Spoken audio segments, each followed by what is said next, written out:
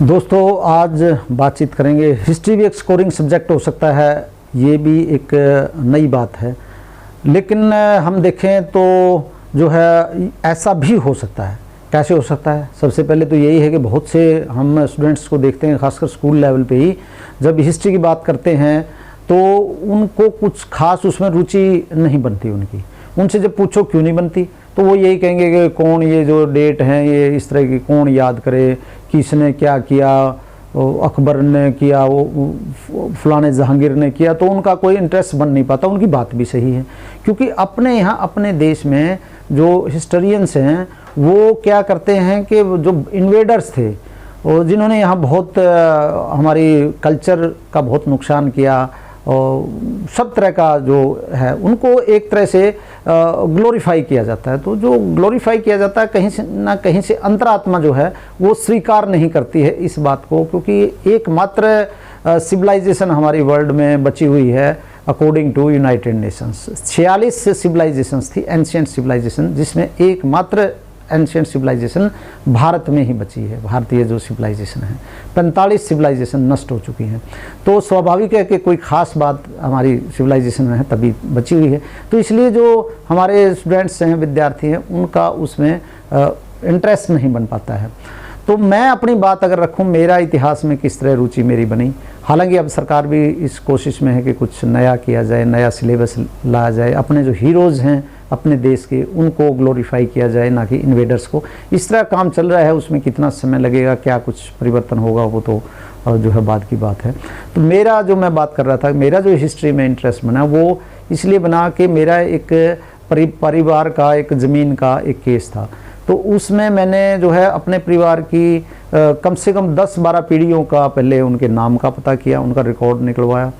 उसके बाद जो है 1933 से लेके 1942, 1944, 1949, 51, 63 इस तरह के काफ़ी सारे मैंने जो है कागजात निकलवाए रेवेन्यू डिपार्टमेंट से, जिसमें जो आज़ादी से पहले के थे वो तो उर्दू में थे और बाद वाले पंजाबी में थे, फिर वो हिंदी कुछ इस तरह मिक्स शुरू हो गया।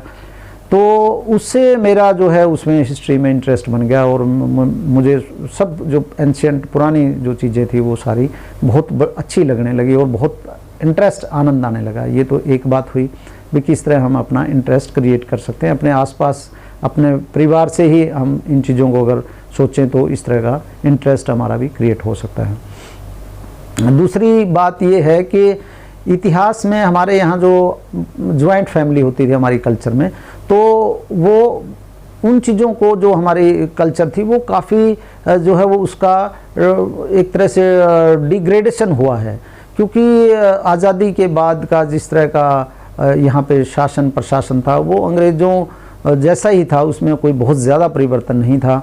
जिस तरह वो ग्लोरीफाई अपने आप को करते थे, हमारे जो धर्म को डिवाइड करना, सभी धर्मों को लड़ाना, जातियों को लड़ाना, क्षेत्रवाद, जो सारी इस तरह की बुराइयां थी वो लगातार हमारे समाज में भी थी।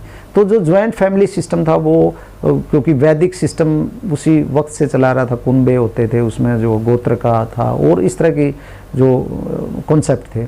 लेकिन अब क्योंकि सारा सभी कुछ डिवीज़न हो चुका है तो लोगों ने इंडिविजुअलिटी, जो कि वेस्ट की एक विचारधारा है जिसमें आदमी सिर्फ अपने बारे में सोचता है, बाकी नहीं सोचता है वो किसी के बारे में भी, कैसे खुद सुखी रहूं, कैसे खुद ही कुछ सब कुछ हूं।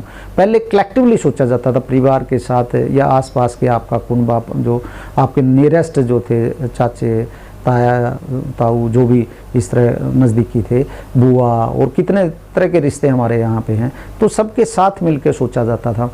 तो वो एक प्रीवियस ईयर्स में 1-2 साल पहले जो एक पेपर में क्वेश्चन आया हुआ था, पहले थानेसर के सम्राट हर्षवर्धन के बारे में था, फिर जो कन्नौज में मोखरी राजवंश है उसके बारे में था, स्टेटमेंट थी, फिर वल्लभी जो एक यूनिवर्सिटी भी रही है गुजरात में और वहाँ पे एक साम्राज्य भी रहा, राज्य भी रहा है, उसके बारे में था। फिर जो उत्तर गुप्त थे, पोस्ट गुप्त जो उनकी ब्रांचेज बची हुई थी पाटलिपुत्र में, उनके बारे में भी था। तो देखने में तो इतनी सारी बातें थी, क्रोनोलॉजी या जो भी उसमें कुछ इस तरह का था, तो बातें तो बहुत ऐसे लगता था कि ये तो बहुत मुश्किल क्वेश्चन है, बहुत ये कहाँ कहाँ की बातें हैं। लेकिन वो एक ही जगह से जुड़ती थी, एक ही आदमी से जुड़ती थी, जो थानेसर के सम्राट हर्षवर्धन थे। उनके जो बहन थी वो मोखरी राजवंश में कन्नौज ब्याही हुई थी, और उनकी जो शशांक बंगाल का शासक था उसने हत्या कर दी थी ग्रहवर्मन की, जो मोखरी राजवंश जो सम्राट हर्षवर्धन का जीजा था, बहनोई था। और उसके बाद उसको डाकुओं ने उनकी बहन को उठा लिया था, और उनका भाई जो था राज्यवर्धन, हर्षवर्धन का बड़ा भाई, तो वो जब पाटलिपुत्र में गया तो पाटलिपुत्र के राजा के साथ जो भी शशांक का समझौता था, और आपस में उन्होंने समझौता करने के लिए जो है राज्यवर्धन को वहाँ पे बुलाया, तो लेकिन धोखे से राज्यवर्धन की हत्या कर दी। तो पाटलिपुत्र उससे जुड़ता है। बाद में सम्राट हर्षवर्धन ने जो है गद्दी पे बैठ के और एक विशाल सेना के साथ ना केवल अपनी बहन को जंगलों में से बचाया जहाँ वो छुपी हुई थी अपने अस्मिता के लिए, बल्कि उन्होंने पाटलिपुत्र के जो गुप्त राजा थे उत्तरगुप्त, उनको भी हराया। और सम्राट हर्षवर्धन की जो बेटी थी वो वल्लभी राज्य में ब्याही हुई थी, वहाँ के राजकुमार के साथ उसकी शादी हुई थी। तो तीनों घटनाएं चारों घटनाएं जो है सम्राट हर्षवर्धन से जुड़ती हैं, एक ही इंसान से और एक ही परिवार से जुड़ती हैं। तो अगर हम इस तरह इतिहास में हमारी अपनी कल्चर के हिसाब से, अपनी संस्कृति के हिसाब से अगर देखें इतिहास को, तो बहुत सी बातें हैं जो हमें वैसे ही क्लियर हो जाएंगी। उसके बाद एक सवाल और मेरे ख्याल से यूजीसी नेट में था कि जो आजीविक संप्रदाय के प्रवर्तक थे, जो कि जैन धर्म से अलग हुए थे, तो वो अपने एक श्रद्धालु के पास, महिला श्रद्धालु थी, तो उसके पास वो रुके थे ईस्टर्न यूपी में, कोई जगह का नाम था। तो उन्होंने पूछा था कि उस जो महिला श्रद्धालु थी उसकी कौन सी वर्कशॉप थी जिसमें पोट्री, आयरन, इस तरह के 4 जो है ऑप्शन दिए हुए थे।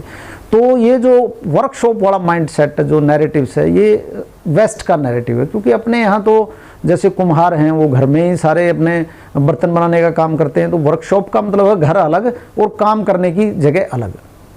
जैसे गाड़ियों की वर्कशॉप होती है, तो एक जो स्टूडेंट है उसको ये लगता है कि वर्कशॉप तो कोई बर्तन बनाने की, तो क्या वर्कशॉप की, बर्तन तो घर में ही बनाते हैं। जिस तरह लोहे का काम भी, हालांकि हमारे यहाँ लोहार जो है गाँव में ही करते, अपने घर में ही करते थे, और इसी तरह कारपेंटर जो है लकड़ी का काम भी घर पे ही करते थे। वर्कशॉप अलग से तो कोई होती नहीं थी हमारे यहाँ, तो ट्रेडिशंस नहीं थे, क्योंकि जो कास्ट थी, वर्ण व्यवस्था थी, वो कास्ट वो वाली कास्ट नहीं थी जो जातियाँ कहते हैं। वहाँ का कास्ट का मतलब अलग है वेस्ट में। तो जाति मतलब एक तरह से प्रोफेशन, व्यवसाय, जैसे सभी देखते हैं हम, लकड़ी वाले का अपना जो जाति भी है और व्यवसाय भी है। इसी तरह लोहार, सुनार, सबके अपने व्यवसाय भी हैं और उन्हीं के नाम से जाति हैं, व्यवसाय के आधार पर ही हैं। तो उसमें ये लगता था कि वर्कशॉप पोटरी, बर्तन बनाने की या जो भी घड़े बनाने की, तो ये तो क्या वर्कशॉप होगी। तो इस तरह का अपने हिसाब से देखना चाहिए। जब सवाल अपने देश के बारे में है तो जो नैरेटिव, जो माइंडसेट है, वो भी अपने देश का ही बनाना चाहिए उसमें। तो उसका जवाब भी वो पोटरी था, बर्तन बनाने का कुम्हार का ही वो घर था जहाँ पे वो उसके रुके थे, प्रवर्तक आजीविक संप्रदाय के। तो ये बातें हमें ध्यान में रखनी चाहिए। इसके अलावा जो है इतिहास में जिस तरह अभी 1-2 सालों से देखते हैं, प्रीवियस ईयर का, पिछले साल का ही अगर हम देखें, तो उसमें सारे सिक्योरिटीज से संबंधित क्वेश्चन थे। एक करेंसी से संबंधित था, क्योंकि सरकार की बहुत कोशिश है कि देश में जो आर्थिक वृद्धि दर है वो ज़्यादा हो, 5 ट्रिलियन की इकोनॉमी हो। एक केरल की करेंसी पे था, किसी राज्य की पे, जो अंग्रेज़ों के टाइम में 1815 में वो रुपये में बदल दिया था, फणम कुछ ऐसा नाम था। और इसके अलावा जो मिडिवल पीरियड का था, उसमें ये था कि अलाउद्दीन खिलजी को मंगोलों ने घेर लिया था और वो अंदर ही छुपा बैठा रहा था, तो वो भी एक सिक्योरिटी से संबंधित है। इसी तरह मोहम्मद तुगलक का था कि वो फ्रंटियर्स, जो अफ़गानिस्तान की तरफ जो इलाका लगता था, कि वहाँ कुछ समय के लिए मंगोलों ने अधिकार कर लिया था। और पहला मंगोल अटैक कब हुआ था, तो वो बाहर की एक्सटर्नल सिक्योरिटी और इंटरनल सिक्योरिटी उससे सीधा रिलेटेड था, क्योंकि आजकल सरकार बहुत कोशिश में है कि बाहर की जो सिक्योरिटी है, डिफेंस है, आत्मनिर्भर भारत बने डिफेंस में भी, जैसे बाकी कामों में भी है। और इसी तरह जो है इंटरनल सिक्योरिटी भी भारत की मजबूत हो, तो वो भी सीधे सीधे सिक्योरिटी से जुड़े हुए थे। अच्छा, कुछ बातें ऐसी भी होती हैं कि कुछ जैसे पेपर्स पीछे पाम ऑयल का सरकार जो है प्लांटेशन करवाना चाह रही थी नॉर्थ ईस्ट में, तो जो कुछ अखबार जैसे हिंदू है, times of India, Indian express, ये इस तरह का जो है सरकार की जो परियोजनाएं होती हैं उनका विरोध करते हैं कि इससे तो बायोडाइवर्सिटी को खतरा है। तो जो स्टूडेंट है, एस्पिरेंट्स हैं यूपीएससी के और बाकी उनके, तो उनको लगता है कि ये सरकार का प्रोजेक्ट ठीक नहीं है। लेकिन उसमें क्वेश्चन ये आया हुआ था यूपीएससी में कि इनका जो मूल पौधे का मूल है वो कहाँ का है, किस देश का है।